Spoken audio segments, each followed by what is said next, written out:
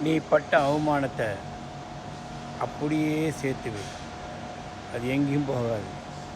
ஒரு நாள் காலமும் நேரமும் உன்னை தேடி வரும்.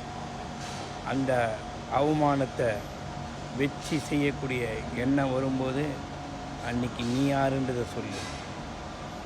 இன்றைக்கி அது வேண்டாம். ஏன் தெரியுமா? அந்த பொறுமை நிதானமும் ஒரு நாள் மாறும். சாது மிரண்டால் முடிஞ்சது கதை.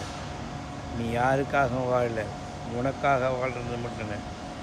எந்த நிமிஷத்துலேயும் எந்த நேரத்துலேயும் நமக்குன்னு ஒரு வாழ்க்கை இறைவன் கொடுத்தான்னா அதை வாழ்கிறதுக்காக அடுத்தவனுக்காக நம்ம வாழக்கூடாது, நமக்காக நம்ம வாழணும். இதை நீ எப்போ புரிஞ்சுக்கிறியோ அன்றைக்கே உன் லைஃப்பில் வெற்றி தான். வெற்றி மீது வெற்றி உன்னை வந்து சேரும். அதை வாங்கி தந்த பெருமையெல்லாம் என்னை சேரும். சரிதானா?